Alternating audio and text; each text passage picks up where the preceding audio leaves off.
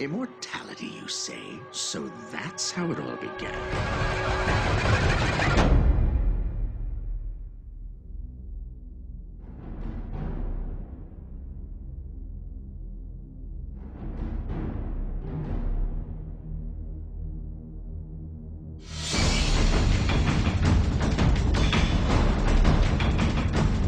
Find the child first, then rid ourselves of those wretched Ming.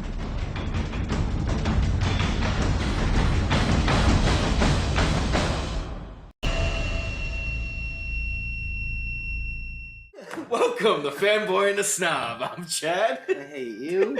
I'm Chris. And today we're continuing Anime Month with Stranger. The unannounced anime month. I announced it plenty. All 7 of you saw it.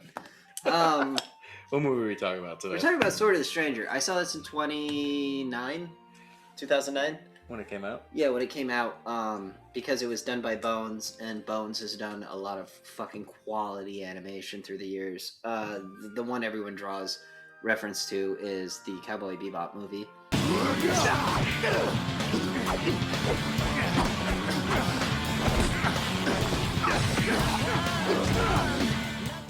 Bad movie, amazing animation. I love that movie. Right, but it's not as good as the show. You know what I mean? Oh, come on.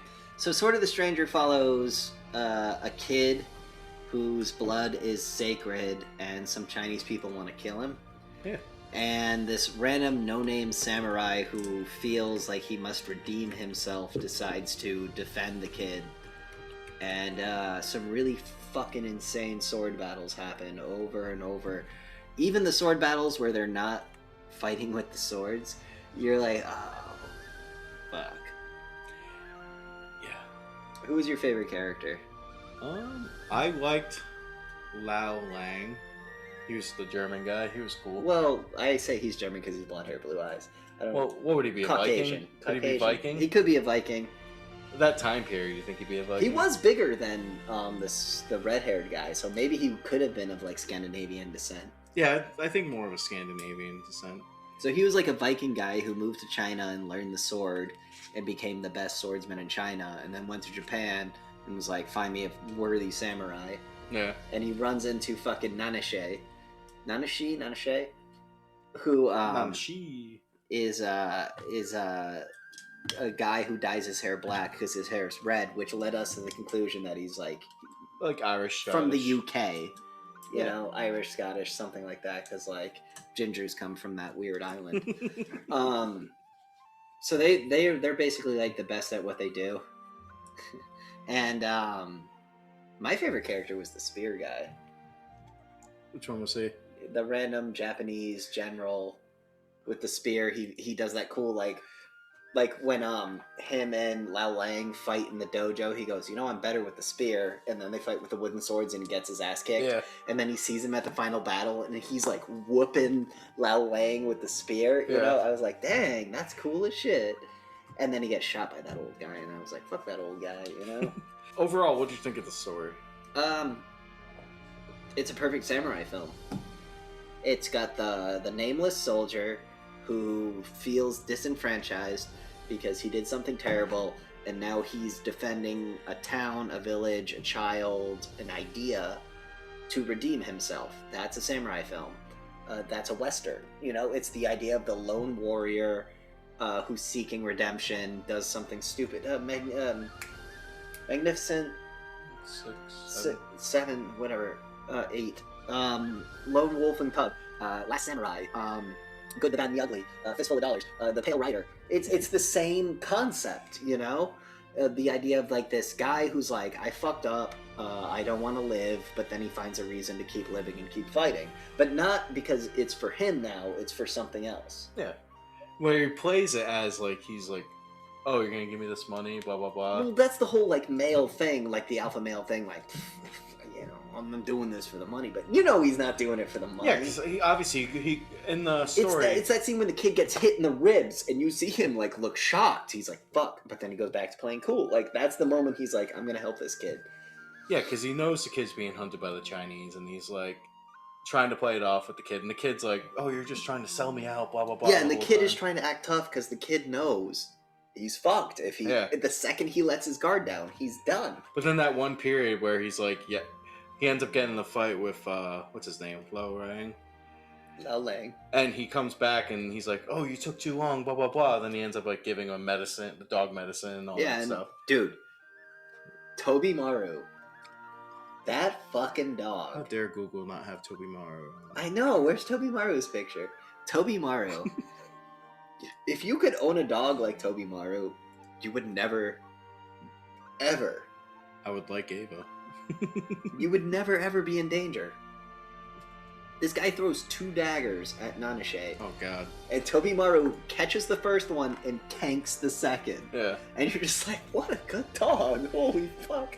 And that's what springs the story along, where he hires him to. Yeah. be He's like, Toby "Hey, Maru wouldn't be hurt if you hadn't intervened. However, if you hadn't intervened, I'd be dead. So Yeah.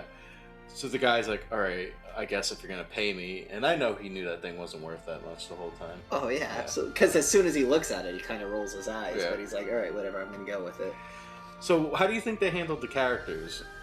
I know a lot of people who don't watch westerns or samurai films are gonna sit down and just shit on this, but it's like,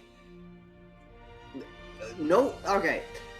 With certain movies, you need to sit down and go, this is this character's motivation. Here you go, A, B, C. Now you get them. Whereas this movie it's a samurai flick. You already know the motivation of the main character. You know when you walk into a samurai movie, like Kill Bill, you're not expecting to get hours of backstory. You just want to watch her hit shit with the sword. However, with Kill Bill, they give you the hours of backstory, and you're like, that's amazing. Whereas Sword of the Stranger, it doesn't need to give you the backstory because the sword fighting is fucking amazing. Even without the sword fight, no, there's subtle things that they. Yeah. implant They do the that- very vague, like, one-lines that they don't expand upon, like when the Buddhist monk sells the kid out to the guy in the orange. Yeah. And then it's like, yeah. No, but people are talking about how like the characters might not have characterization and everything, but you have the No, they name- have the amount of characterization required for the story. The story isn't about the characters per se. The story is about this one guy redeeming himself and befriending a child after, spoilers, murdering a child fucking a year or 2 prior. Yeah, that was rough. The kid, just do it. Just fucking do it if you're gonna do it. And then he cuts the kid's head off. It's like, damn, I get why he's super weird. Yeah, Because, like, the modern man doesn't, like, we don't stab to kill anymore, we shoot. So you don't know what it's like to look someone in the eyes and drive a blade into their chest. yeah. So, like, for anyone who's saying, like, oh, he killed a kid, why is he still moping about it? It's because he was looking the kid in his eyes the entire time the blade came down, you know? Like, that's some fucking crazy psychological shit that people don't interact with anymore. Yeah, and we're getting to the point where like the No Name, they call him No Name. Is his name actually Musashi? He was a famous samurai for a lord in the house, but even he says he washed up on shore. Yeah, he doesn't remember, so He he, doesn't changes remember. his name every town he goes to. Right, and he just goes by No Name for the majority of the plot. Yeah, but I thought they did a pretty good job, like putting what he was. I like when he fights the bandits and they're just completely outclassed, so they give up Yeah. completely and they're just like, all right, we lose. And he lets them hang out, you know, he lets them sit by the fire. Yeah. What'd you think of the kid? A lot of people hate the kid, but again, they don't understand. That kid is by himself. His parents are dead. He lived in China for like 8 years where they were like, we're gonna harvest your blood. And then he came to fucking Japan and he was like, oh shit, I don't have allies here. Oh my god, the Chinese followed me here. Fuck, what do I do? So he's gonna put on the tough front because like the second, it's like prison. The second you show weakness, Yeah. you're fucked. And I feel like a lot of people that might criticize him don't know what children are. They don't know what children are, and they don't know what it's like to be a little boy. Yeah. When you're a little boy, you are constantly, even as an adult, as a male, you're constantly on edge. Because at any point in time, someone could challenge you, and you have to respond. It's like that time I was throwing the Packers, one guy said, "Get off my lawn," slapped me with a glove. And you were like, no, it's not even that, Chad. It's you bump into someone walking into I know. a bodega, and they decide to make an issue of it. And as a man, you have to make an issue of it. You have to. You just go, "Oh, I sorry." Well, that's usually what I do, but I've had a few occasions where people are like, "Oh, you're fucking sorry," and then it's like, "Oh, this is going further than it should." I've had that before. Exactly. Like I said, I bumped into you. My bad. Fuck you mean you're bad? And it's like, dude. So then my lie is like, I got a knife in my pocket, or there's a gun right there. You know, I got a gun, and then that usually ends the argument. I've said that so many times when people get mad at me. It's just, I got a gun, dude. Like, just we're done. I got a gun. I don't want to continue. But it's the same thing with the samurai. However, Lao Lang and Nanache both have swords, so that whole "I could fuck you up" is null and void now. So now it's like, can you fuck me up? I just love the scene where Lao Lang is just riding his horseback, and he notices like they show like a quick glimpse of his sword, like underneath his jacket a little bit, and he just fucking throws the thing at because he has to get a new saddle. It looks like he's just it looks like he was aiming at his saddle. If you notice, if you watch it back, he shucks his shoulder so the saddle hits the middle of his back, so the knife hits the saddle. That's the only reason. Cool. That's the only reason the fight started.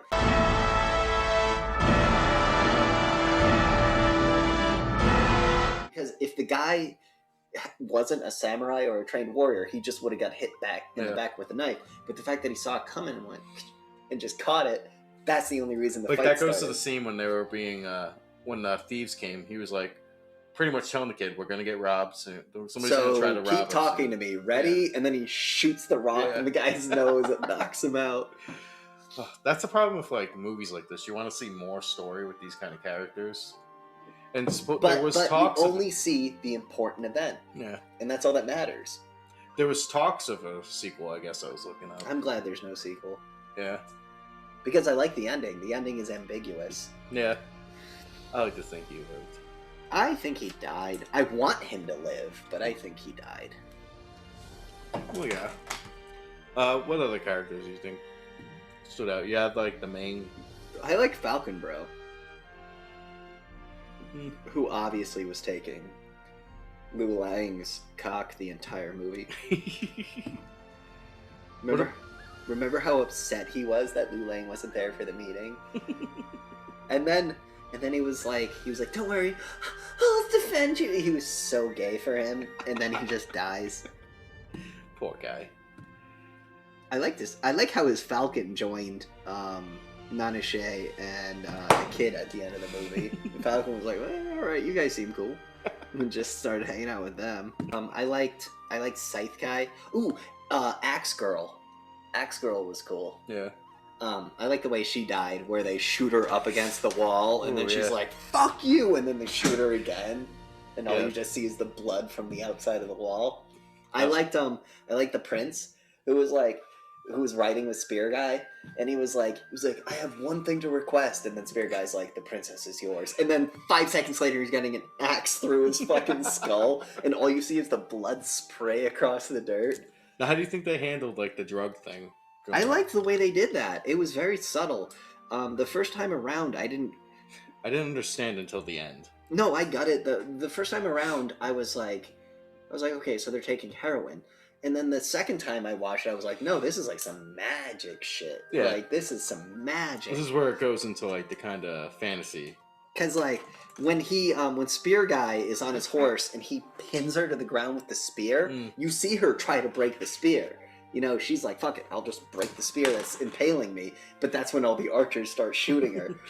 See, the biggest thing that really put me into it was when, at the end, Lao Lang just cuts that guy's arm and it's just dangling. The guy's like, what the fuck? The fucking old man. That killed Spear Guy. Yeah. Dude, how good was Spear Guy's animations where he does like the head twirl and then the side twirl, the back twirl, then he sweeps at the feet and starts stabbing high because he knew Lao Lang would jump.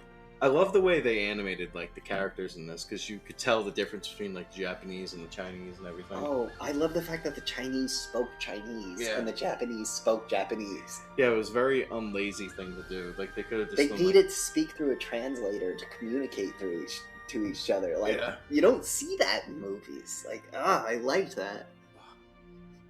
How do you think of the animation, like backgrounds and all? Okay, I loved the scenery. Yeah. The way they drew Autumn was probably the prettiest I've ever seen. And I was trying to explain it to you on the phone, and we saw it for a brief second. Yeah. But they would draw, like, like you'd be looking at a forest and you couldn't tell where one tree began and the other ended. However, it was this beautiful mix of green and browns and oranges, and it was just like you would like look at it and it'd be going across, and then there'd be a temple, and you could see the temple was a little out of shape and just like a little squiggle of smoke, and it was like, you know, like it was like, damn, dude, I would hang that painting on my wall, you know? Like the scenery was great, the animation was amazing. There was a lot of like when the kids are having the top battle, that fucking bucket was so just like a circle with tops move. But you're not supposed to look at that. You're supposed to be looking at the two dudes having the extreme sword fight on the bridge. And also, they're saving the animators for those scenes, and they're like, all right, you guys work on this scene. You can tell where the budget went in this movie, and it's anytime... Just how fluid, like... Anytime Lau Lang draws a sword, budget. Anytime Donashay draws his sword, budget. You know, like, that's all you need to see. Like, the way this dude composes, like, just... That woodwind, whatever he's playing, is it a flute? It sounds like a recorder. No, it's like a Chinese flute. It sounds like a reed, you know, like a very thin woodwind instrument, a piccolo. I liked it a lot. Yeah. No, but even like the way that they make the bodies move and everything, it was very natural. It wasn't like janky like a lot of animes. It wasn't a lot of like 2-frame like It was like. And you could definitely tell where they exaggerated the animations to make like the frames make it look like super like when he comes and everything. When the fog kicks up and you just see him like through it, like you see his nose, then you see a little bit, then you see like his cheeks and his smile, then you see his eyes, then you see his it's perfect. It's like perfect. You know, how long do you think it took to animate that too? Well, Redline took 7 years, so I'll say that took a month to animate. Yeah. Bones, dude. Bones is amazing. Yeah. And the scene when like they block and you see him breathe on the sword and you get like that reflection all around it. It's not only that they block, but the blonde-haired guy uses his strength and leverage to like push down on him, and you see the main character like, you know, and then push back. You know, like you see like. The fact that when it's in his arm and you see like the panic, like it felt so real. That's what's the problem with a lot of CG animated stuff now. Like kind of what they do with Dragon Ball Super sometimes, where it just looks so plastic, where you don't get like the cool human emotions. And it'll be like the same like 1 2 3 1 2 3 kicks over and over. Where this movie was like he does the upward slash and then he does the downward slash and then he does a stab and then he pulls back. You know, whereas if it was like Dragon Ball, it'd just be this. Well, Dragon Ball Z, he's like... Yeah, exactly. It's the same animation over and over and over. Whereas this was like, he does his move, and then he pulls back, and then he tries something new. And it kind of reminded me of, what's the Viking show? Vineyard, something saga. Vinland Saga. Vinland Saga. I feel like that's might have one of the best. It was definitely Samurai Champloo had really cool sword. Well, Samurai Champloo is done by the guys who did Bebop, who have close ties with Bones. Yeah. But I feel like those two of what I'm sure there's other animes out there, but those two are probably the best I've seen with like a TV show having the kind of fluid. Ghost in the Shell, Second Gig. Or whatever it's called, has some really beautiful animation. Really? Like, that episode where it's the sniper battle between the Major and the one-eyed guy, and all it is just a sniper battle. Yeah. But somehow they managed to animate it beautifully, where it's just two people laying down, shooting, and then repositioning. Yeah. You know, it was really good. What else is a really good anime? You get Yu Hakusho. Sometimes. I like Bleach. I don't like Bleach at all. If they made like a Bleach where they got rid of all the filler and just release it like that's Dragon Ball Z Kai, that's how I need to watch Bleach. They need to make a Bleach Kai. I can't watch Bleach because I can't do the filler, man. I hate filler. Oh, the guy who worked on this. Tengen Gurren Lagann. Yeah, I still gotta watch that one. The guy who worked on this worked on Full Metal Alchemist. I don't like Full Metal because Full Metal Alchemist Brotherhood is so good. Hold on. I don't like Full Metal because I think I'm pretentious. However, every time I've watched a clip of Full Metal, I've gone, whoa. It's But that's the problem. I think I've only ever seen the good parts. Now, will you not watch Full Metal for the same reason I wouldn't watch Naruto? Because I thought it was some kiddie dumb bullshit. No, I watched an episode of Full Metal, and I hated Elric with a fiery hot passion, and I really would have much rather watched a show about a 10-year-old in a living suit of armor. Is it But because I saw the blonde-haired guy with the curl stomp the ground and then punch a brick, and I was like, that's cool. Then I watched Colonel Mustang snap his fingers and create fire, and I was like, that's cool. And then I watched the guy with the scars on his face shoot lightning and absorb people, and I was like, that's cool. And then it cut back to the main characters, and I was like, God damn it! Now, is it because he reminds you too much of yourself? No, what? If you lost your arm and leg and you would turn into him. If I lost my arm and leg, I'd commit suicide. What if you could have cool robot arms? Well, then I wouldn't lose my arm and leg, because I would just be a robot person. I'd be like Robot from the hit anime show Invincible. So overall, what was one of your favorite things about this movie? Animation, 100%. Yeah. It was... one of my favorite animated movies is 101 Dalmatians by Disney. That, I remember watching it like a few months ago, and I'm like, this is not how I remember it being, but it's kind of like Anyway, my point being is 101 Dalmatians is one of the most beautifully animated movies ever. And this movie's right up there with it, I think. Like, sure, they take some shortcuts with the background characters, but the scenery makes up for it. And when they do decide to put the budget towards the animation, you see individual sweat beads flying off a character's face. You see breath affecting the environment. Every movement is realistic. Like there's no like impossible like DBZ thing where his arm's up here and then his arm's over there. Like, you watch him, and you have to watch him watch the shoulders and the hips. Like, they had a really good sense of anatomy when it came to movement. And I don't know, every hit was like real. Like when What's the thing about hand-drawn animation opposed to CGI? Like, you can put the detail in it. Now, I understand CGI is cheaper, and you can get way more detailed with CGI. Yeah, but they don't, because it's cheaper and they go... Well, I mean, the Marvel movies are CGI animated. I am now saying on record that the Avengers movies are cartoons. Are they more of a Roger Rabbit? Yes, but they are cartoons. They are Roger Rabbit turned to 100. They are cartoons. The fact that the Hulkbuster helmet turns off and all you see is the guy's face, everything else, him, his environment, and Marvel got a little carried away with the whole helmet just going whoop thing. My point being is, for an animated movie that doesn't have $1 billion budget, you can really tell that whoever was drawing this really gave a shit. Yeah. Like, really gave a shit.